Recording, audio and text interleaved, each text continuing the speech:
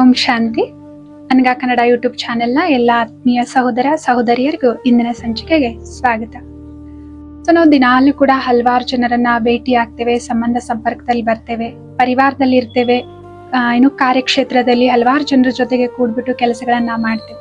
ಎಷ್ಟೋ ಬಾರಿ ನಮ್ಗೆ ಗೊತ್ತಿಲ್ಲದಂತೆ ನಾವು ಇನ್ನೊಬ್ಬರನ್ನ ಬದಲಾಯಿಸುವಂತಹ ಪ್ರಯತ್ನವನ್ನ ಮಾಡ್ತಿರ್ತೇವೆ.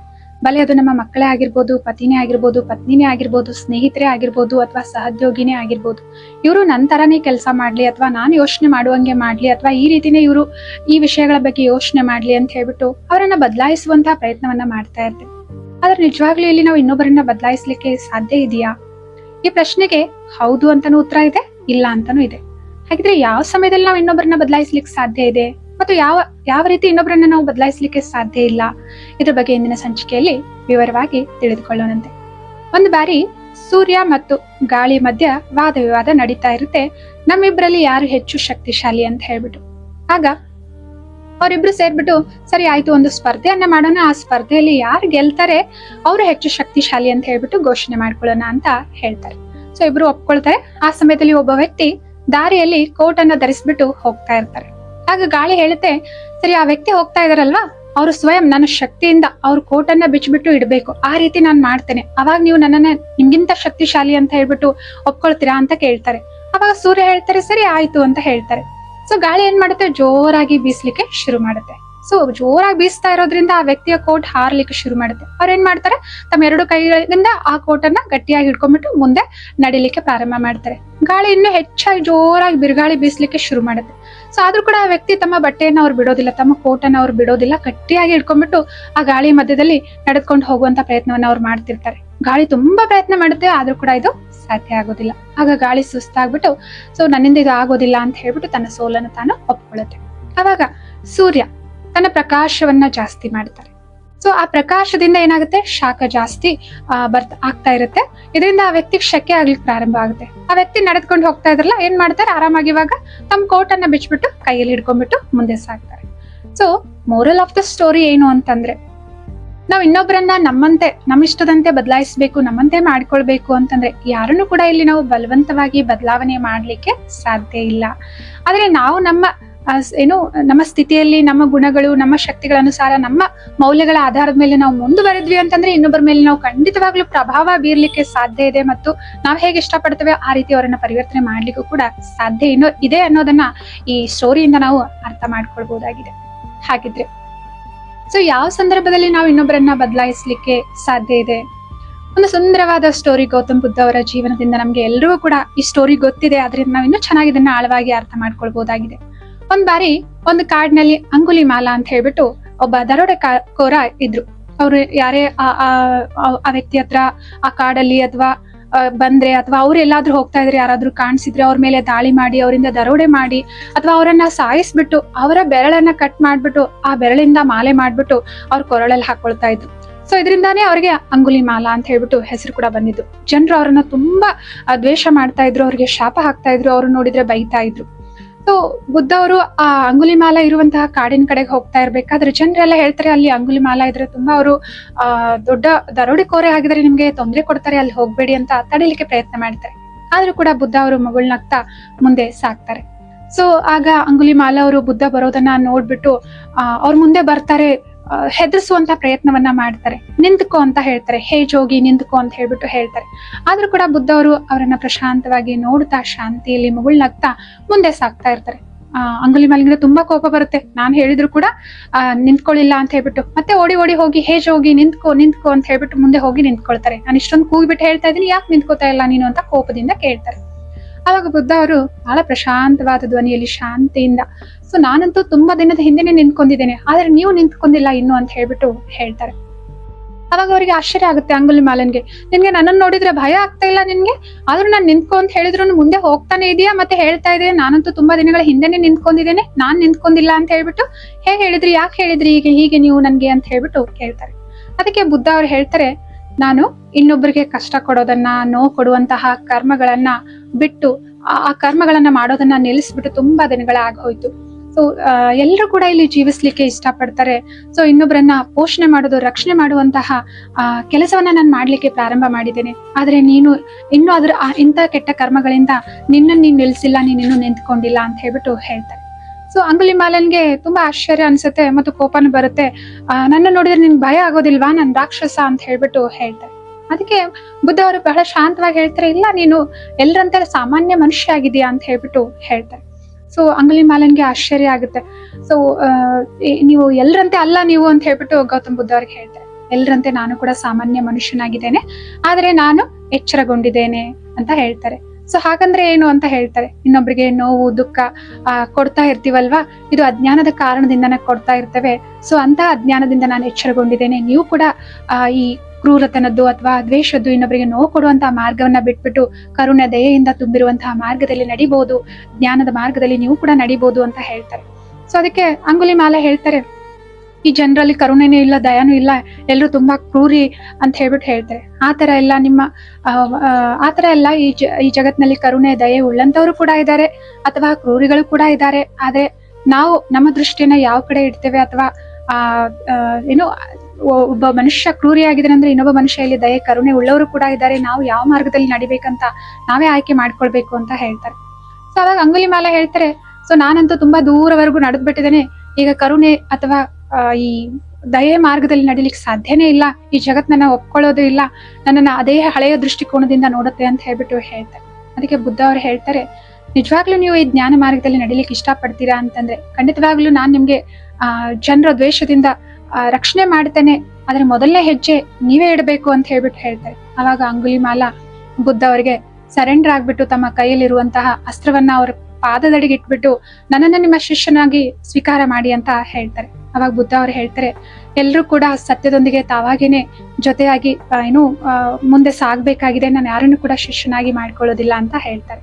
ಸೊ ಅಂತಂದ್ರೆ ಮೋರಲ್ ಆಫ್ ದ ಸ್ಟೋರಿ ಇಲ್ಲಿ ಏನು ಅಂತಂದ್ರೆ, ಬುದ್ಧ ಅವರು ಅಂಗುಲಿಮಾಲನನ್ನ ಅವರು ಕೆಟ್ಟ ಕಾರ್ಯಗಳನ್ನ ಮಾಡೋದನ್ನ ಬಿಟ್ಬಿಡಿ, ಹಿಂಸೆ ಮಾಡೋದನ್ನ ಬಿಟ್ಬಿಡಿ, ತೊಂದರೆ ಕೊಡ್ಬೇಡಿ ಅಂತ ಹೇಳ್ಬಿಟ್ಟು ನೇರವಾಗಿ ಮಾತಾಡ್ಬಿಟ್ಟು ಬದಲಾಯಿಸುವಂತ ಪ್ರಯತ್ನ ಮಾಡ್ಲಿಲ್ಲ. ಆದ್ರೆ ತಮ್ಮ ದಯೆ, ತಮ್ಮ ಕರುಣೆ, ತಮ್ಮ ಶುಭ ಭಾವನೆ, ತಮ್ಮ ನಿಸ್ವಾರ್ಥವಾದ ಶುದ್ಧ ಭಾವನೆ ಏನಿತ್ತು ಒಬ್ಬ ವ್ಯಕ್ತಿಯ ಪ್ರತಿ ಕರುಣೆ ದಯೆದ್ದು, ಆ ಸ್ಥಿತಿಯಲ್ಲಿ ಸ್ಥಿತ ಆಗ್ಬಿಟ್ಟು ಅವ್ರ ಜೊತೆಯಲ್ಲಿ ಮಾತನಾಡಿದ್ರು ಮತ್ತು ತಮ್ಮ ಮಾರ್ಗದಲ್ಲಿ ಅವರು ಮುಂದೆ ಹೋಗ್ತಾ ಇದ್ರು. ಸೊ ಇದರ ಪ್ರಭಾವ ಏನಾಯ್ತು ಅಂತ ಕಠೋರ ಹೃದಯದಲ್ಲಿರುವಂತಹ ಆ ಅಂಗುಲಿಮಾಲನ ಹೃದಯನೂ ಕೂಡ ಪರಿವರ್ತನೆ ಆಯ್ತು. ಅವರು ಕೂಡ ಬದಲಾವಣೆ ಆಗಿ ಅಹಿಂಸಕ ಎಂಬ ಹೆಸರಿನಲ್ಲಿ ಬುದ್ಧ ಅವರ ಶಿಷ್ಯ ಆಗ್ತಾರೆ. ಇದೆಲ್ಲ ಈ ಸ್ಟೋರಿ ನಮ್ಮ ಎಲ್ರಿಗೂ ಕೂಡ ಗೊತ್ತಿದೆ ಅಲ್ವಾ. ಸೊ ಅಂತಂದ್ರೆ ನಾವ್ ಇನ್ನೊಬ್ಬರನ್ನ ಬದಲಾವಣೆ ಮಾಡ್ಲಿಕ್ಕೂ ಸಾಧ್ಯ ಇದೆ. ಯಾವಾಗ ಮಾಡ್ಲಿಕ್ಕೆ ಸಾಧ್ಯ ಇದೆ, ಯಾವಾಗ ನಾವು ಇನ್ನೊಬ್ಬರಲ್ಲಿ ಯಾವ ಗುಣವನ್ನ ನೋಡ್ಬೇಕು ಅಂತ ಇಷ್ಟಪಡ್ತೀವಿ, ಆ ಗುಣವನ್ನ ನಾವು ನಮ್ಮಲ್ಲಿ ಧಾರಣೆ ಮಾಡ್ಕೊಂಡು ನಮ್ಮ ಜೀವನದಲ್ಲಿ ನಾವು ಮುಂದುವರಿತಾ ಇದ್ವಿ ಅಂತಂದ್ರೆ ಅದರ ಪ್ರಭಾವ ಇನ್ನೊಬ್ಬರ ಮೇಲೆ ಖಂಡಿತವಾಗ್ಲೂ ಬೀಳ್ತಾ ಇರುತ್ತೆ. ಸೊ ಇನ್ನೊಬ್ಬರ ಹೇಗಿದ್ದಾರೆ ಹಾಗೆ ಸ್ವೀಕಾರ ಮಾಡ್ತಾ ಅವ್ರ ಬಗ್ಗೆ ಒಂದು ಸಕಾರಾತ್ಮಕವಾದ ದೃಷ್ಟಿಕೋನ, ಪ್ರೀತಿ, ದಯೆ, ಕರುಣೆ, ಕ್ಷಮಾ ಭಾವನೆಯಿಂದ ನಾವು ಮುಂದುವರಿತಾ ಹೋದ್ವಿ ಅಂತಂದ್ರೆ ನಮ್ಮ ಈ ಸಕಾರಾತ್ಮಕವಾದ ಕಂಪನಗಳ ಶಕ್ತಿ ಇನ್ನೊಬ್ಬರಲ್ಲಿ ಶಕ್ತಿಯನ್ನ ನೀಡುತ್ತೆ, ತುಂಬುತ್ತೆ ಮತ್ತು ಅವರಲ್ಲಿ ಆ ಪರಿವರ್ತನೆ ಆಗೋದಕ್ಕೆ ಪ್ರೇರಣೆಯನ್ನು ಕೂಡ ತರುತ್ತೆ. ಖಂಡಿತವಾಗ್ಲೂ ಅವರು ಕೂಡ ಬದಲಾವಣೆ ಆಗೇ ಆಗ್ತಾರೆ. ಬಟ್ ವ್ಯಕ್ತಿಯನ್ನ ಯಾವಾಗ ನಾವು ಎಲ್ಲಿವರೆಗೂ ಅವ್ರ ಬದಲಾವಣೆ ಆಗ್ಬೇಕು ಅಂತ ಇಷ್ಟ ಪಡೋದಿಲ್ಲ ಅಲ್ವಾ, ಅಲ್ಲಿವರೆಗೂ ನಾವು ಇನ್ನೊಬ್ಬರನ್ನ ಈ ಜಗತ್ತಲ್ಲಿ ಯಾರನ್ನು ಕೂಡ ಬದಲಾವಣೆ ಮಾಡ್ಲಿಕ್ಕೆ ಸಾಧ್ಯ ಇಲ್ಲ. ಭಲೆ ನಮ್ಮ ಅಧಿಕಾರದಿಂದ ಕೆಲವೊಂದ್ ಬಾರಿ ನಾವು ಜೋರಾಗಿ ಹೇಳ್ತೇವೆ, ಅಥವಾ ನಮ್ಮ ಮಕ್ಕಳೇ ಆಗಿದ್ದಾರೆ ಅಂದ್ರೆ ಕೆಲವೊಂದ್ಸಲ ಹೊಡೆದು ಬಡ್ದು ಆದ್ರೂ ಇದು ಕೆಲಸ ಮಾಡು, ನೀನು ಹಿಂಗಿರ್ಬೇಡ, ಹಿಂಗಿರು ಅಂತ ನಾವು ಹೇಳ್ಬೋದು. ಅವಾಗ ಅವರು ಮಾಡಿರ್ಬೋದು. ಆದ್ರೆ ಖಂಡಿತವಾಗ್ಲೂ ನಾವ್ ಇಲ್ದೇ ಇರೋ ಸಮಯದಲ್ಲಿ ಆ ಕೆಲಸವನ್ನ ಮತ್ತೆ ಅವ್ರು ಮಾಡ್ಲಿಕ್ಕೆ ಹೋಗೋದಿಲ್ಲ. ನಾವ್ ಇದ್ದಾಗ ಮಾತ್ರ ಮಾಡ್ತಿರ್ತಾರೆ, ನಾವು ಇಲ್ದೇ ಇರುವಾಗ ಅವ್ರಿಗೆ ಏನ್ ಇಷ್ಟ ಇರುತ್ತೆ, ಹೇಗೆ ಇಷ್ಟ ಇರುತ್ತೆ ಹಾಗೆ ಮಾಡ್ತಾ ಇರ್ತಾರೆ. ಸೊ ಅದಕ್ಕೋಸ್ಕರ ಇನ್ನೊಬ್ರಲ್ಲಿ ನಿಜವಾಗ್ಲೂ ಪರಿವರ್ತನೆಯನ್ನ ತರಬೇಕು, ಬದಲಾವಣೆಯನ್ನ ಮಾಡ್ಬೇಕು ಅಂತಂದ್ರೆ ಖಂಡಿತವಾಗ್ಲೂ ಬಲವಂತದ ಕಾರಣದಿಂದ, ನಮ್ಮ ಅಧಿಕಾರದಿಂದ, ನಮ್ಮ ಅಹಂಕಾರದಿಂದ ಸೊ ಶಾಶ್ವತವಾದ ಬದಲಾವಣೆ ಅಥವಾ ಪರಿವರ್ತನೆ ಮಾಡ್ಲಿಕ್ಕೆ ಸಾಧ್ಯ ಇಲ್ಲ. ಸೊ ಆದ್ರಿಂದ ಏನ್ ಮಾಡ್ಬೇಕಾಗಿದೆ, ನಾವು ಬಲೆ ಅವ್ರ ಮಕ್ಕಳೇ ಆಗಿರ್ಬೋದು, ಪತಿನೇ ಆಗಿರ್ಬೋದು. ನೋಡಿ ಕೆಲವೊಂದ್ ಬಾರಿ ಪತಿ ಯಾವ ಡ್ರೆಸ್ ಅನ್ನ ಪತ್ನಿ ಧರಿಸ್ಬೇಕು ಅಂತ ಇಷ್ಟಪಡ್ತಾರೆ, ಅದನ್ನ ಪತ್ನಿ ಧರಿಸಿರ್ಬೋದು. ಆದ್ರೆ ಈಗ್ಲೂ ಕೂಡ ಇಲ್ಲಿ ಏನು ನಾವು ಸ್ಪಷ್ಟವಾಗಿ ಅರ್ಥ ಮಾಡ್ಕೊಳ್ಬೇಕಾಗಿದೆ ಅಂತಂದ್ರೆ, ಈಗ್ಲೂ ಕೂಡ ಪತ್ನಿ ತಮ್ಮ ಆಯ್ಕೆಯನ್ನೇ ಮಾಡ್ಕೊಂಡಿದ್ದಾರೆ. ಭಲೆ ಅವರು ಗಂಡನ ಮೇಲಿರುವಂತಹ ಪ್ರೀತಿಯಿಂದ ಆದ್ರೂ ಸರಿ, ಅಥವಾ ಅವ್ರ ಮೇಲಿರುವಂತಹ ಗೌರವದಿಂದ ಆದ್ರೂ ಸರಿ, ಅಥವಾ ಇಬ್ಬರ ಮಧ್ಯೆ ಮನಸ್ತಾಪ ಬರಬಾರ್ದು ಅಂತ ಆದ್ರೂ ಸರಿ, ಒಂದು ಅರಿವಿನೊಂದಿಗೆ ಏನ್ ಮಾಡಿದ್ದಾರೆ, ಅವರು ತಮ್ಮ ಆಯ್ಕೆಯನ್ನ ಮಾಡ್ಕೊಂಡಿದ್ದಾರೆ ಅಂತಂದ್ರೆ ಹೇಳೋ ಉದ್ದೇಶ ಇಲ್ಲಿ ನಮ್ಮೆಲ್ರಿಗೂ ಕೂಡ ನಮ್ಮ ಆಯ್ಕೆಯನ್ನ ಮಾಡುವಂತಹ ಸ್ವತಂತ್ರ ಇದೆ. ನಾವು ಹೇಗಿದ್ದೇವೆ, ಹೇಗ್ ಭಾವಿಸ್ತಾ ಇದ್ದೇವೆ, ಅದೆಲ್ಲದಕ್ಕೂ ಕೂಡ ನಾವು ಮಾಡಿಕೊಂಡಂತಹ ಆಯ್ಕೆಗಳೇ ಆಗಿದ್ದಾವೆ. ಸೊ ಅದರಿಂದ ಬಲವಂತವಾಗಿ ಇನ್ನೊಬ್ಬರನ್ನ ನಾವು ಬದಲಾವಣೆ ಮಾಡ್ಲಿಕ್ಕಾಗಲ್ಲ. ಪ್ರೀತಿ, ಕಾಳಜಿ, ಸಹನೆ, ಸದ್ಭಾವನೆಯಿಂದ ನಾವು ಪ್ರಭಾವ ಬೀರ್ಲಿಕ್ಕೆ ಸಾಧ್ಯ ಇದೆ. ಇದರಿಂದ ಅವರು ಪರಿವರ್ತನೆ ಖಂಡಿತವಾಗ್ಲೂ ಆಗ್ತಾರೆ. ನಮ್ ಜೀವನದಲ್ಲಿ ನಾವು 2 ಅಭ್ಯಾಸಗಳನ್ನ ರೂಢಿಸ್ಕೊಂಡ್ವಿ ಅಂತಂದ್ರೆ ಈ ಜೀವನ ಅನ್ನೋದು ಬಹಳ ಸಹಜವಾಗುತ್ತೆ. ಮೊದಲನೇ ಅಭ್ಯಾಸ, ನಾನು ಹೇಗೆ ವ್ಯವಹಾರ ಮಾಡ್ತಾ ಇದ್ದೀನಿ, ನನ್ನ ವ್ಯಕ್ತಿತ್ವ ಏನಿದೆ, ಅಥವಾ ನಾನು ಯಾವ ರೀತಿ ವರ್ತಿಸ್ತಾ ಇದ್ದೀನಿ, ನಾನೆಲ್ಲ ಯಾವ ರೀತಿ ಭಾವಿಸ್ತಾ ಇದ್ದೀನಿ, ಇದೆಲ್ಲದಕ್ಕೂ ಕಾರಣ ನಾನ್ ಮಾಡಿಕೊಂಡಂತಹ ಆಯ್ಕೆಗಳೇ ಆಗಿದ್ದಾವೆ. ಎಷ್ಟೋ ಬಾರಿ ನಾವು ಈ ರೀತಿ ಹೇಳ್ತೇವೆ, ಈ ರೀತಿ ಮಾಡೋದ್ರಿಂದನೇ ನನ್ ಕೋಪ ಬರುತ್ತೆ, ಇವ್ರು ಸರಿಯಾಗಿ ಕೆಲಸ ಮಾಡೋದಿಲ್ಲ ಅದಕ್ಕೆ ನನ್ ಕೂಗಾಡ್ಬೇಕಾಗುತ್ತೆ, ಅಥವಾ ಇವ್ರು ಹಾನೆಸ್ಟ್ ಆಗಿ ಇರೋದಿಲ್ಲ ಅದಕ್ಕೆ ನನ್ಗೆ ಇವ್ರ ಮೇಲೆ ಯಾವಾಗ್ಲೂ ಅನುಮಾನ ಪಡ್ತಾ ಇರ್ಬೇಕಾಗುತ್ತೆ. ಸೊ ನಮ್ಮ ವ್ಯಕ್ತಿತ್ವ, ನಮ್ಮ ಭಾವನೆ ಹೇಗಿದೆ, ನಾವು ಹೇಗ್ ವರ್ತಿಸ್ತಾ ಇದೀವಿ, ಇದೆಲ್ಲದಕ್ಕೂ ಕಾರಣ ನಾವು ಯಾವಾಗ್ಲೂ ಇವ್ರು ಅಂತ ಹೇಳ್ತಿರ್ತೀವಿ. ಎಷ್ಟೋ ಬಾರಿ ನಾವು ಒತ್ತಡದ ಅನುಭವ ಮಾಡ್ತಿರ್ತೀವಿ, ಯಾಕೆ ಇಷ್ಟೊಂದು ಟೆನ್ಷನ್ ಮಾಡ್ಕೊಳ್ತೀರಾ, ಸ್ಟ್ರೆಸ್ ಮಾಡ್ಕೊಳ್ತೀರಾ, ಬಿಟ್ಬಿಡಿ ಅಂತ ಹೇಳಿದ್ರೆ, ಇವ್ರು ಸರಿಯಾಗಿ ಕೆಲಸ ಮಾಡಿದ್ರೆ, ಇವ್ರು ನಾನು ಹೇಳ್ದಂಗೆ ಕೇಳಿದ್ರೆ ನನ್ಗೆ ಯಾಕೆ ಒತ್ತಡ ಉಂಟಾಗುತ್ತೆ, ಸ್ಟ್ರೆಸ್ ಆಗುತ್ತೆ ಅಂತ ಹೇಳ್ಬಿಟ್ಟು ಈ ರೀತಿ ಅವಾಗ್ಲೂ ಕೂಡ ಏನ್ ಮಾಡ್ತೇವೆ, ಇನ್ನೊಬ್ಬರ ಬಗ್ಗೆನೆ ನಾವು ಹೇಳ್ತಿರ್ತೇವೆ. ಅಂತಂದ್ರೆ ಇಲ್ಲಿ ನಮ್ಗೆ ಆಯ್ಕೆ ಇದೆ, ನಾನು ಒತ್ತಡವನ್ನ ಮಾಡ್ಕೊಳ್ಬೇಕಾ, ಕೋಪ ಮಾಡ್ಕೊಳ್ಬೇಕಾ, ಅಥವಾ ಟೆನ್ಷನ್ ಅಲ್ಲಿ ಇರ್ಬೇಕಾ, ಅಥವಾ ಕೋಪ ಮಾಡ್ಕೊಳ್ಬೇಕಾ, ಇದೆಲ್ಲನೂ ಕೂಡ ನಾನೇ ಆಯ್ಕೆ ಮಾಡ್ಕೊಳ್ತಾ ಇದ್ದೇನೆ. ಸೊ ಯಾಕೆಂತಂದ್ರೆ ನಾವೆಲ್ಲರಿಗೂ ಕೂಡ ಇಲ್ಲಿ ನಮ್ಮ ಆಯ್ಕೆಗಳನ್ನ ಮಾಡ್ಕೊಳ್ಳುವಂತಹ ಸ್ವತಂತ್ರ ಇದೆ. ಇಲ್ಲಿ ಯಾರು ಕೂಡ ಬಲೆ ಅವ್ರು ನಾವು ಹೇಳದಂತೆ ಕೆಲಸ ಮಾಡಿಲ್ಲ, ಅದು ಹೊರಗಡೆ ಇದೆ. ಬಲೆ ಅವರು ನಾವ್ ಇಷ್ಟ ಪಡೋ ಹಾಗೆ ಅವ್ರು ವರ್ತಿಸ್ತಾ ಇಲ್ಲ, ಅದು ಅವರ ವರ್ತನೆ ಆಗಿದೆ, ಅಥವಾ ಅವರು ನಾವ್ ಇಷ್ಟ ಪಡುವಂತೆ ಮಾತಾಡ್ತಾ ಇಲ್ಲ ಅಂತಂದ್ರೆ ಅದು ಅವರ ಅಭಿಪ್ರಾಯ ಆಗಿದೆ. ಎಲ್ರು ಕೂಡ ಅವರವರ ಸಾಮರ್ಥ್ಯದ ಅನುಸಾರ ಅವರವರ ಸ್ವಭಾವ ಸಂಸ್ಕಾರಗಳಂತೆ ಅವ್ರು ವರ್ತಿಸ್ತಾ ಇದ್ದಾರೆ, ಮಾತನಾಡ್ತಾ ಇದ್ದಾರೆ, ಕೆಲಸಗಳನ್ನ ಮಾಡ್ತಾ ಇದ್ದಾರೆ. ಅದೆಲ್ಲಾನು ಬಾಹ್ಯವಾಗಿದೆ ಅಲ್ವಾ. ಆದ್ರೆ ನಾವು ಹೇಗ್ ಭಾವಿಸ್ತಾ ಇದ್ದೇವೆ, ನಮ್ಮ ವ್ಯಕ್ತಿತ್ವ ಹೇಗಿದೆ, ನಾವು ಹೇಗೆ ಪ್ರತಿಕ್ರಿಯೆ ನೀಡ್ತಾ ಇದ್ದೇವೆ, ಇದೆಲ್ಲಾನು ಆಂತರಿಕವಾಗಿದೆ. ಸೊ ಬಾಹ್ಯವಾದದ್ರ ಮೇಲೆ ನಾವು ಯಾವಾಗ್ಲೂ ಕೂಡ ಡಿಪೆಂಡೆಂಟ್ ಆಗ್ತಾ, ನಮ್ಮ ಮನಸ್ಸಿನ ರಿಮೋಟ್ ಕಂಟ್ರೋಲ್ ಅನ್ನ ಅವ್ರ ಮೇಲೆ ಆಧಾರಿತ ಮಾಡ್ತಾ ನಾವು ಅವ್ರ ಕಡೆ ಬೆರಳು ತೋರಿಸ್ತಾ ಇದ್ವಿ ಅಂತಂದ್ರೆ ಯಾವಾಗ್ಲೂ ಕೂಡ ಒಂದು ವಿಕ್ಟಿಮ್ ಫೀಲ್ ಮಾಡ್ತೇವೆ, ಅಥವಾ ಯಾವಾಗ್ಲೂ ಕೂಡ ಒಂದು ಅಸಹಾಯಕತೆ ಫೀಲ್ ಮಾಡ್ತೇವೆ ಅಲ್ವಾ. ಸೊ ಆಧ್ಯಾತ್ಮಿಕ ಜ್ಞಾನ ನಮ್ಗೆ ಏನ್ ತಿಳಿಸ್ಕೊಡುತ್ತೆ ಅಂತಂದ್ರೆ, ಖಂಡಿತವಾಗ್ಲೂ ನಮ್ಗೆ ಆಯ್ಕೆ ಇದೆ. ಆ ರೀತಿ ನೀವು ಅಸಹಾಯಕರಾಗಿ ಇರ್ಬೇಕಂದ್ರೂ ಅದನ್ನು ಕೂಡ ನಾವೇ ಆಯ್ಕೆ ಮಾಡಿದ್ದೇವೆ. ಸೊ ಅದಕ್ಕೋಸ್ಕರ ನಮ್ಮ ಭಾವನೆಗಳೇನ್ ಭಾವಿಸ್ತಾ ಇದ್ದೇವೆ ನಾವು, ಅಥವಾ ಯಾವ ವರ್ತನೆಯನ್ನ ನಾವು ವರ್ತಿಸ್ತಾ ಇದೀವಿ, ಯಾವ ನೇಚರ್ ಅಥವಾ ಯಾವ ಗುಣದ ಅನುಭವ ಮಾಡ್ತಾ ಇದೀವಿ, ಅದರ ಆಯ್ಕೆಯನ್ನ ನಾವೇ ಮಾಡಿದ್ದೇವೆ. ಕಠಿಣ ಪರಿಸ್ಥಿತಿಗಳಲ್ಲಿ ಕೂಡ ನಾವು ಶಾಂತವಾಗಿರ್ಲಿಕ್ಕೆ ಸಾಧ್ಯ ಇದೆ, ಸ್ಥಿರವಾಗಿರ್ಲಿಕ್ಕೆ ಸಾಧ್ಯ ಇದೆ. ಇದು ಕೇವಲ ಆಯ್ಕೆ ಯಾವ್ದನ್ನ ಮಾಡ್ಕೊಳ್ತಾ ಇದ್ದೀನಿ ಅನ್ನೋದ್ರ ಮೇಲೆ ಡಿಪೆಂಡ್ ಆಗಿರುತ್ತೆ. ಸೊ ಇಲ್ಲ ಕಠಿಣ ಪರಿಸ್ಥಿತಿ ಬಂದಾಗ ಒತ್ತಡದಲ್ಲಿ ಇರ್ಬೇಕನ್ನೋ ಆಯ್ಕೆನ ನಾನ್ ಮಾಡ್ಕೊಂಡೆ ಅಂತಂದ್ರೆ ನನಗೆ ಒತ್ತಡದ ಅನುಭವ ಆಗ್ಲಿಕ್ಕೆ ಪ್ರಾರಂಭ ಆಗುತ್ತೆ ಅಲ್ವಾ. ತಪ್ಪು ಮಾಡಿದಾಗ ನಾನು ಕೋಪ ಮಾಡ್ಕೊಳ್ಬೇಕನ್ನೋ ಆಯ್ಕೆಯನ್ನು ಕೂಡ ನಾನೇ ಮಾಡಿದ್ದೀನಿ. ತಪ್ಪು ಮಾಡಿದಾಗ ಕ್ಷಮೆ ಮಾಡೋಣಂತ ಆಯ್ಕೆನ ನಾನು ಮಾಡ್ಕೊಂಡೆ ಅಂತಂದ್ರೆ ಖಂಡಿತವಾಗ್ಲೂ ಕ್ಷಮೆ ಮಾಡ್ಲಿಕ್ಕೆ ಸಾಧ್ಯ ಅಲ್ಲಿ ಇದೆ, ಮತ್ತು ಶಾಂತಿ ಅನುಭವ ಮಾಡ್ಲಿಕ್ಕೂ ಕೂಡ ಸಾಧ್ಯ ಇದೆ. ಹೇಳೋ ಅರ್ಥ ಏನು ಅಂತಂದ್ರೆ, ನಮ್ಗೆ ಪ್ರತಿಯೊಂದು ವಿಷಯದಲ್ಲಿ ಹೇಗೆ ನಾವು ಪ್ರತಿಕ್ರಿಯೆ ನೀಡಬೇಕು, ಹೇಗೆ ನಾವು ಸ್ಪಂದಿಸ್ಬೇಕು, ಯಾವ ರೀತಿ ನಾವು ಅವರ ಮಾತಿಗೆ ಮರು ಉತ್ತರವನ್ನು ಕೊಡಬೇಕು ಅನ್ನೋದ್ರಲ್ಲಿ ಖಂಡಿತವಾಗ್ಲೂ ಎಲ್ರಿಗೂ ಕೂಡ ಸಂಪೂರ್ಣವಾದ ಸ್ವತಂತ್ರ ಇದೆ ಮತ್ತು ಆಯ್ಕೆ ಇದೆ.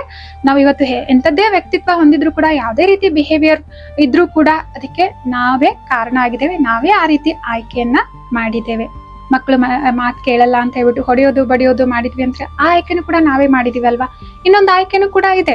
ಸೊ ಏನು ಅಂತಂದ್ರೆ, ಪ್ರೀತಿಯಿಂದಾನೇ ಹೇಳ್ಬೋದು, ತಿದ್ಬೋದು ಅವರನ್ನ, ಅಥವಾ ಅವ್ರಿಗೆ ಅವರಲ್ಲಿ ಶಕ್ತಿಯನ್ನ ತುಂಬೋದು. ಇನ್ನೊಂದು ಆಯ್ಕೆ ಕೂಡ ಖಂಡಿತವಾಗ್ಲೂ ಇದೆ. ಬಟ್ ನಾವೇನ್ ಆಯ್ಕೆ ಮಾಡಿದ್ವಿ, ಹೊಡೆಯೋದನ್ನ ಬಡಿಯೋದನ್ನ ಆಯ್ಕೆ ಮಾಡಿದ್ವಿ ಅಲ್ವಾ, ಅಥವಾ ಬೈಯೋದನ್ನ ಆಯ್ಕೆ ಮಾಡಿದ್ವಿ. ಸೊ ನಾವ್ ಹೇಗ್ ವರ್ತಿಸ್ತಾ ಇದ್ದೇವೆ, ಇನ್ನೊಬ್ರು ನಮ್ಮ ವರ್ತನೆಗೆ ಕಾರಣ ಅಲ್ಲ. ಅವ್ರ ಬಲೆ ಪ್ರಚೋದನೆ ಮಾಡಿರ್ಬೋದು, ಬಟ್ ನನ್ನ ಭಾವನೆಗಳ ರಚಯಿತ, ಸೃಷ್ಟಿಕರ್ತ ನಾನೇ ಆಗಿದ್ದೇನೆ. ನನ್ನ ವ್ಯಕ್ತಿತ್ವವನ್ನ ಸ್ವಯಂ ನನ್ನ ಕರ್ಮಗಳಿಂದ ನಾನೇ ಏನ್ ಮಾಡ್ತಾ ಇದ್ದೇನೆ, ನಿರ್ಮಾಣ ಮಾಡ್ತಾ ಇದ್ದೇನೆ. ಈ ಜವಾಬ್ದಾರಿಯನ್ನ ನಾವು ತೆಗೆದುಕೊಂಡ್ವಿ ಅಂತಂದ್ರೆ, ಸೊ ನಾವು ಖಂಡಿತವಾಗ್ಲೂ ಒಂದು ಸುಂದರವಾದ ವ್ಯಕ್ತಿತ್ವವನ್ನ ರೂಪಿಸ್ಕೊಳ್ಳಿಕ್ಕೆ, ಸ್ವಭಾವ ಸಂಸ್ಕಾರಗಳನ್ನ ರಚನೆ ಮಾಡ್ಕೊಳ್ಳಿಕ್ಕೆ ಸಾಧ್ಯ ಇದೆ. ಇನ್ನೊಂದು ಅಭ್ಯಾಸ ಏನು ಅಂತಂದ್ರೆ, ನಾವು ಇನ್ನೊಬ್ಬರನ್ನ ಆಗ್ಲೇ ಹೇಳ್ದಾಗೆ ಬದಲಾಯಿಸುವಂತ ಏನ್ ಪ್ರಯತ್ನ ನಿರಂತರವಾಗಿ ಮಾಡ್ತಾನೆ ಇರ್ತೀವಲ್ವಾ, ಸೊ ಅದನ್ನ ಒಪ್ಪಿಕೊಳ್ಬೇಕಾಗಿದೆ. ಬಲವಂತದಿಂದ, ಅಧಿಕಾರದಿಂದ, ಅಹಂಕಾರದಿಂದ ನಾನು ಯಾವತ್ತೂ ಕೂಡ ಇನ್ನೊಬ್ಬರನ್ನ ಬದಲಾಯಿಸ್ಲಿಕ್ಕೆ ಸಾಧ್ಯ ಇಲ್ಲ. ಬಲೆ ಏನಾದ್ರೂ ಅದು ಬದಲಾವಣೆ ಆಗ್ತಾ ಇದೆ ಅಂತ ನನಗೆ ಅನಿಸ್ತಾ ಇದೆ ಅಂತಂದ್ರೆ ಖಂಡಿತವಾಗ್ಲೂ ಅದು ಕ್ಷಣಿಕ ಕಾಲ ಮಾತ್ರ. ನಮ್ಮ ಅಧಿಕಾರದ ಪ್ರಭಾವದಿಂದನೋ ಅಥವಾ ಅನಿವಾರ್ಯತೆಯ ಕಾರಣದಿಂದನೋ ಅದು ನಡೀತಾ ಇದೆ. ಆದ್ರೆ ನಾನು ಇಷ್ಟಪಡುವಂಗೆ ಅವರಲ್ಲಿ ಬದಲಾವಣೆ ಮಾಡ್ಬೇಕು ಅಂತಂದ್ರೆ ಖಂಡಿತವಾಗ್ಲೂ ಆ ಮೌಲ್ಯವನ್ನ, ಆ ಗುಣವನ್ನ, ಆ ಮಾತನ್ನ ನನ್ನ ಜೀವನದಲ್ಲಿ ನಾನು ಧಾರಣೆ ಮಾಡ್ಕೊಂಡು ಮುಂದುವರಿತಾ ಹೋದ್ನಿ ಅಂತಂದ್ರೆ ಖಂಡಿತವಾಗ್ಲೂ ಅದರ ಪ್ರಭಾವ ಇನ್ನೊಬ್ಬರ ಮೇಲೆ ಬೀಳುತ್ತೆ. ಅವರು ಕೂಡ ಬದಲಾವಣೆ, ಪರಿವರ್ತನೆ ಅನ್ನೋದು ಸೊ ಮಾಡಿಕೊಳ್ತಾರೆ. ನಾವ್ ಹೇಗೆ ಇನ್ನೊಬ್ಬರ ಬಗ್ಗೆ ಅಭಿಪ್ರಾಯವನ್ನ ಇಟ್ಕೊಳ್ತೀವಲ್ವಾ, ಅವ್ರು ಹಾಗೆ ವರ್ತಿಸ್ಲಿಕ್ಕೆ ಪ್ರಾರಂಭ ಮಾಡ್ತಾರೆ. ನಾವ್ ಯಾವಾಗ್ಲೂ ಇನ್ನೊಬ್ಬರ ಬಗ್ಗೆ ಇವ್ರು ನಾನು ಹೇಳಿದ ಮಾತು ಕೇಳೋದೇ ಇಲ್ಲ, ಯಾವಾಗ್ಲೂ ತಮ್ಮ ಮನಸ್ಸಿಗೆ ಬಂದಿದೆ ಮಾಡ್ತಾರೆ, ಈ ರೀತಿನೇ ಅಭಿಪ್ರಾಯ ಇಟ್ಕೊಂಡ್ವಿ, ಈ ರೀತಿನೇ ಯೋಚನೆ ಮಾಡ್ತಾ ಹೋದ್ವಿ ಅಂತಂದ್ರೆ ಖಂಡಿತವಾಗ್ಲೂ ಅವ್ರು ನಮ್ ಜೊತೆ ಅದೇ ರೀತಿ ವ್ಯವಹಾರ ಮಾಡ್ಲಿಕ್ಕೆ ಪ್ರಾರಂಭ ಮಾಡ್ತಾರೆ. ಯಾಕಂದ್ರೆ ನಮ್ಮಿಂದ ಯಾವ ಎನರ್ಜಿ ಟ್ರಿಗರ್ ಆಗ್ತಾ ಇದೆ, ನನ್ ಮಾತು ಇವ್ರು ಕೇಳಲ್ಲ ಅಂತ. ಅವರಿಗೆ ಬಲೆ ಆ ಕೆಲಸ ನಾವ್ ಹೇಳ್ದಂಗೆ ಮಾಡ್ಬೇಕಂತ ಇದ್ದಿದ್ರು ಆ ಮೂಮೆಂಟ್ ಅಲ್ಲಿ ಸೊ ಅವ್ರ ಏನಂತಾರೆ ನಾನು ಆಮೇಲೆ ಮಾಡ್ತೀನಿ ಬಿಡು ಅಂತ ಹೇಳ್ತಾರೆ, ಅಥವಾ ಆ ಸಮಯದಲ್ಲಿ ಅವ್ರು ಮಾಡೋದಿಲ್ಲ. ಹೇಳೋ ಅರ್ಥ ಅಂದ್ರೆ ನಮ್ಮ ವಿಚಾರಗಳು ಇನ್ನೊಬ್ಬರನ್ನ ತಲುಪ್ತವೆ, ಅದು ಪ್ರಭಾವ ಅವ್ರ ಮೇಲೆ ಬೀರುತ್ತೆ. ನಾವು ಹೇಗೆ ಭಾವಿಸ್ತಾ ಹೋಗ್ತೀವಿ, ಅವ್ರ ಬಗ್ಗೆ ಅಭಿಪ್ರಾಯ ಪಡ್ತಾ ಹೋಗ್ತೀವಿ, ಹಾಗೆ ಅವ್ರು ಆಗ್ಲಿಕ್ಕೆ ಪ್ರಾರಂಭ ಮಾಡ್ತಾರೆ. ಸೊ ಅದರಿಂದ ಒಬ್ಬರ ಬಗ್ಗೆ ನಾವು ಸಕಾರಾತ್ಮಕವಾಗಿ ಭಾವಿಸ್ತಾ ಹೋದ್ವಿ, ಸಕಾರಾತ್ಮಕವಾಗಿ ಅವ್ರ ಮೇಲೆ ನಂಬಿಕೆ ಇಟ್ವಿ, ವಿಶ್ವಾಸ ಇಟ್ವಿ, ಅವ್ರಿಗೆ ಜವಾಬ್ದಾರಿಗಳನ್ನ ಕೊಡ್ತಾ ಹೋದ್ವಿ, ಅವ್ರು ಮಾಡ್ತಾರೆ ಅನ್ನುವಂತ ಆಳವಾದ ವಿಶ್ವಾಸವನ್ನ ಹೊಂದಿದ್ವಿ ಅಂತಂದ್ರೆ ಖಂಡಿತವಾಗ್ಲೂ ಅವ್ರ ನಮ್ಮ ಈ ವಿಶ್ವಾಸ ನಂಬಿಕೆ ಅವರಲ್ಲಿ ಒಂದು ಸಕಾರಾತ್ಮಕವಾದ ಶಕ್ತಿಯನ್ನ ಜಾಗೃತ ಮಾಡುತ್ತೆ. ಅವರು ಕೂಡ ಆ ಜವಾಬ್ದಾರಿಯನ್ನ ತೆಗೆದುಕೊಂಡು ಮುಂದುವರಿಲಿಕ್ಕೆ ಪ್ರಾರಂಭ ಮಾಡ್ತಾರೆ. ಇಲ್ಲ ಅಂತಂದ್ರೆ ಇವ್ರ ಕಡೆ ಆಗಲ್ಲ ಬಿಡು, ನನ್ಗನ್ಸಲ್ಲ ಇವ್ರ ಇದನ್ನ ಮಾಡಿ ಮುಗಿಸ್ತಾರೆ ಅಂತ ಹೇಳ್ಬಿಟ್ಟು ಅದಕ್ಕಿಂತ ಬೆಸ್ಟ್ ನಾನೇ ಮಾಡಿ ಮುಗಿಸೋದು ಒಳ್ಳೇದು, ಇದೇ ರೀತಿ ಅನ್ಕೊಳ್ತಾ ಹೋದ್ವಿ ಅಂತಂದ್ರೆ ನಾವ್ ಯಾರಿಗೂ ಕೂಡ ಇನ್ನೊಂದು ಜವಾಬ್ದಾರಿ ಕೊಡ್ಲಿಕ್ಕೆ ಆಗೋದಿಲ್ಲ, ಅವ್ರಿಗೂ ಕೂಡ ಯಾವ್ದನ್ನು ಕಲಿಸ್ಕೊಡೋದಕ್ಕೆ ಆಗೋದಿಲ್ಲ, ಅವ್ರ ಜೀವನದಲ್ಲಿ ಅವ್ರನ್ನ ನಾವು ಮುಂದುವರಿಸಲಿಕ್ಕೆ ಸಾಧ್ಯ ಆಗೋದಿಲ್ಲ. ಹೇಳುವಂತ ಉದ್ದೇಶ ಏನು ಅಂತಂದ್ರೆ ನಾವ್ ಇನ್ನೊಬ್ಬರ ಬಗ್ಗೆ ಯಾವ ರೀತಿ ಅಭಿಪ್ರಾಯವನ್ನ ಪಡ್ತೀವಿ, ಅವ್ರ ಆ ರೀತಿ ಬದಲಾವಣೆ ಆಗ್ಲಿಕ್ಕೆ ಏನಾಗುತ್ತೆ, ಆ ರೀತಿ ಪ್ರಭಾವ ಅವ್ರ ಮೇಲೆ ಬೀರ್ಲಿಕ್ಕೆ ಅಥವಾ ಆ ರೀತಿಯ ಸಂಕಲ್ಪಗಳ ಎನರ್ಜಿ ಅವರಿಗೆ ರೇಡಿಯೇಟ್ ಆಗ್ಲಿಕ್ಕೆ ಪ್ರಾರಂಭ ಆಗುತ್ತೆ. ಸೊ ಆದ್ರಿಂದ ಸೊ ಇನ್ನೊಬ್ಬರ ಬಗ್ಗೆ ಸದಾ ಸಕಾರಾತ್ಮಕವಾದದ್ದನ್ನೇ ಯೋಚಿಸೋಣ. ಇನ್ನೊಬ್ಬರ ಜೊತೆ ಇವರು ಅವ್ರಿಗೆ ಆದ ವಿಚಾರಧಾರೆ ಇದೆ, ಅವ್ರದೇ ಆದ ಸರಿ ತಪ್ಪುಗಳ ಡೆಫಿನಿಷನ್ ಅವ್ರ ಹತ್ರನೂ ಇದೆ, ನಾವೆಲ್ಲರೂ ಕೂಡ ಭಿನ್ನವಾಗಿದ್ದೇವೆ. ಸೊ ಹೇಗಿದ್ದಾರೆ ಹಾಗೆ ನಾವು ಸ್ವೀಕಾರ ಮಾಡಿದ್ವಿ, ಆಮೇಲೆ ನಮ್ಮ ಅಭಿಪ್ರಾಯವನ್ನ ನಾವು ಬಹಳ ಗೌರವಾನ್ವಿತವಾಗಿ ವ್ಯಕ್ತಪಡಿಸಿದ್ವಿ ಅಂತಂದ್ರೆ, ಅಥವಾ ಅವರಲ್ಲಿ ಏನೋ ಒಂದು ಅವರು ಈ ಕೆಲಸವನ್ನ ಸರಿಯಾಗಿ ಮಾಡ್ತಾ ಇಲ್ಲ ಅಥವಾ ತಪ್ಪು ಮಾಡ್ತಾ ಇದ್ದಾರೆ ಅಂತ ನನ್ಗನ್ನಿಸ್ತಾ ಇದೆ ಅಂದ್ರೆ ಖಂಡಿತವಾಗ್ಲೂ ಅದನ್ನ ಬಹಳ ಸ್ಪಷ್ಟವಾದ ಶಬ್ದಗಳಲ್ಲಿ ನೇರವಾಗಿ ನಾವು ರೆಸ್ಪೆಕ್ಟ್ಫುಲ್ ಆಗಿ ಹೇಳಿದ್ವಿ ಅಂತಂದ್ರೆ ಸೊ ಖಂಡಿತವಾಗ್ಲೂ ಅಲ್ಲಿ ಬದಲಾವಣೆ ಅನ್ನೋದನ್ನ ನಾವು ತರ್ಲಿಕ್ಕೆ ಸಾಧ್ಯ ಇದೆ. ಮತ್ತು ಇನ್ನೊಬ್ರು ನಾವು ಹೇಳ್ದಂಗೆ ಬದಲಾವಣೆ ಆಗ್ತಿಲ್ಲ, ನಮ್ಮ ಮಾತು ಕೇಳ್ತಿಲ್ಲ ಅಂತ ಹೇಳ್ಬಿಟ್ಟು ಎಷ್ಟೋ ಬಾರಿ ಹತಾಶೆ, ನಿರಾಶೆ, ಏನು ಕೋಪ ಬರ್ತಾ ಇತ್ತು ಅಥವಾ ಫ್ರಸ್ಟ್ರೇಷನ್ ಆಗ್ತಾ ಇತ್ತು, ಇಂಥ ಎಲ್ಲಾ ಭಾವನೆಗಳಿಂದ ನಾವು ಮುಕ್ತರಾಗ್ಲಿಕ್ಕೆ ಸಾಧ್ಯ ಇದೆ.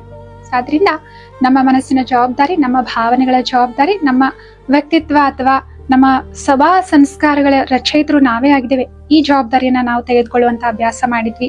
ಮತ್ತು ನಾವು ಹೇಗೆ ಇನ್ನೊಬ್ಬರ ಬಗ್ಗೆ ಭಾವಿಸ್ತೇವೆ, ಅವ್ರು ಹಾಗೆ ಅದೇ ಎನರ್ಜಿ ಅವರಿಗೆ ತಲುಪುತ್ತೆ, ಅದೇ ರೀತಿ ಅವ್ರು ವರ್ತಿಸ್ಲಿಕ್ಕೆ ಪ್ರಾರಂಭ ಮಾಡ್ತಾರೆ. ಸೊ ಆದ್ರಿಂದ ಇನ್ನೊಬ್ಬರನ್ನ ಬದಲಾವಣೆ ಮಾಡ್ಬೇಕು ಅಂತಂದ್ರೆ ಬಲವಂತದಿಂದ ಸಾಧ್ಯ ಇಲ್ಲ, ಅದು ಕೇವಲ ಪ್ರೀತಿ, ಸ್ನೇಹ, ಕಾಳಜಿ, ಕ್ಷಮಾ ಭಾವನೆಯಿಂದ, ಸದ್ಭಾವನೆಯಿಂದ, ಹಾರೈಕೆಗಳಿಂದ ಮಾತ್ರ ಸಾಧ್ಯ ಅಂತ ಯಾವಾಗ ಇದನ್ನ ನಾವು ಸ್ವೀಕಾರ ಮಾಡ್ತೇವೆ, ಆ ತರನೇ ನಡ್ಕೊಳ್ಳಿಕ್ಕೆ ಪ್ರಾರಂಭ ಮಾಡ್ತೇವೆ, ಖಂಡಿತವಾಗ್ಲೂ ಈ ಎರಡು ಅಭ್ಯಾಸಗಳು ನಮ್ಮ ಜೀವನವನ್ನ ಬಹಳ ಸರಳವಾಗಿ ಮಾಡುತ್ತೆ. ಮತ್ತು ಅನಾವಶ್ಯಕವಾದ ಒತ್ತಡ, ಕೋಪ, ಈರ್ಷ್ಯ, ಈ ದ್ವೇಷಗಳು ಏನು ಉತ್ಪತ್ತಿ ಆಗ್ತಾ ಇದ್ವಲ್ವಾ, ಇವೆಲ್ಲವುಗಳಿಂದ ನಾವು ಮುಕ್ತವಾಗಿ ಇರ್ಲಿಕ್ಕೆ ಸಾಧ್ಯ ಇದೆ. ಮತ್ತೆ ಎಲ್ಲರೊಂದಿಗೂ ಕೂಡ ಒಂದು ಉತ್ತಮವಾದ ಸಂಬಂಧವನ್ನ ನಾವು ಹೊಂದಲಿಕ್ಕೆ ಸಾಧ್ಯ ಇದೆ. ಎಲ್ಲ ಕಾರ್ಯ ವ್ಯವಹಾರಗಳನ್ನ ಒಟ್ಟಿಗೆ ಗೂಡಿ ಎಲ್ಲರ ಜೊತೆಲೂ ಮಾಡಿ ಮುಗಿಸ್ಲಿಕ್ಕೂ ಕೂಡ ಸಾಧ್ಯ ಇದೆ. ಸೊ ಆದ್ರಿಂದ ಈ ಎರಡು ಅಭ್ಯಾಸಗಳನ್ನ ರೂಢಿಸಿಕೊಳ್ಳುವಂತಹ ಪ್ರಯತ್ನವನ್ನ ನಾವು ದಿನಾಲೂ ಕೂಡ ಮಾಡೋಣಂತೆ. ಯಾವ ಮೌಲ್ಯವನ್ನ, ಯಾವ ಬದಲಾವಣೆಯನ್ನ ಇನ್ನೊಬ್ಬರಲ್ಲಿ ನಾವು ಬಯಸ್ತೇವೆ, ಆ ಮೌಲ್ಯವನ್ನ, ಬದಲಾವಣೆಯನ್ನ ಸ್ವಯಂನಲ್ಲಿ ನಾವು ಅಳವಡಿಸ್ಕೊಂಡು ಮುಂದುವರಿತಾ ಹೋಗೋಣ. ಇನ್ನೊಬ್ಬರ ಬಗ್ಗೆ ಯಾವಾಗ್ಲೂ ಕೂಡ ಶುಭ ಹಾರೈಕೆಗಳನ್ನ ಇಟ್ಕೊಳ್ಳೋಣಂತೆ, ಸ್ವೀಕಾರದ ಮನೋಭಾವನೆಯನ್ನ ಹೊಂದೋಣಂತೆ. ಸೊ ಇದರಿಂದ ಏನಾಗುತ್ತೆ, ಇನ್ನೊಬ್ಬರ ಮೇಲೂ ಕೂಡ ನಾವು ಸಕಾರಾತ್ಮಕವಾದ ಪ್ರಭಾವವನ್ನ ಬೀರ್ಲಿಕ್ಕೆ. ಆತ್ಮೀಯ ಸಹೋದರ ಸಹೋದರಿಯರೇ, ಈ ಮಾಹಿತಿ ನಿಮ್ಗೆ ಇಷ್ಟ ಆಗಿದೆ, ಉಪಯುಕ್ತ ಅನಿಸ್ತಾ ಇದೆ ಅಂತಂದ್ರೆ ನಿಮ್ಮ ಮಿತ್ರ ಸಂಬಂಧಿಗಳೊಂದಿಗೂ ಕೂಡ ನೀವು ಹಂಚ್ಕೊಳ್ಬಹುದಾಗಿದೆ. ಇಂಥದ್ದೇ ಹೊಸ ಹೊಸ ವಿಷಯಗಳನ್ನ ನೀವು ಕೇಳೋದಕ್ಕೆ ಇಷ್ಟಪಡ್ತೀರಾ ಅಂತಂದ್ರೆ ಅನ್ಗಾ ಕನ್ನಡ ಯೂಟ್ಯೂಬ್ ಚಾನೆಲ್ ಅನ್ನ ಸಬ್ಸ್ಕ್ರೈಬ್ ಮಾಡಿ ಬೆಲ್ ಐಕಾನ್ ಅನ್ನ ಆನ್ ಮಾಡಿದ್ರಿ ಅಂತಂದ್ರೆ ಮುಂದೆ ಬರುವಂತಹ ಲೈವ್ ಸೆಷನ್ಗಳ ಅಪ್ಡೇಟ್ ಆಗಿರ್ಬೋದು ಅಥವಾ ಈ ರೀತಿ ಕ್ಲಾಸ್ಗಳಾಗಿರ್ಬೋದು ನಿಮ್ಗೆ ನೋಟಿಫಿಕೇಶನ್ ಮೂಲಕ ತಿಳಿಯುತ್ತೆ. ಸೊ ಮುಂದಿನ ಸಂಚಿಕೆಯಲ್ಲಿ ಮತ್ತೊಂದು ಸುಂದರವಾದ ವಿಷಯದೊಂದಿಗೆ ನಾವೆಲ್ಲರೂ ಕೂಡ ಭೇಟಿಯಾಗೋಣ. ಅಲ್ಲಿವರೆಗೂ ತಮ್ಮೆಲ್ಲರಿಗೂ ಕೂಡ ನಮಸ್ತೆ, ಓಂ ಶಾಂತಿ.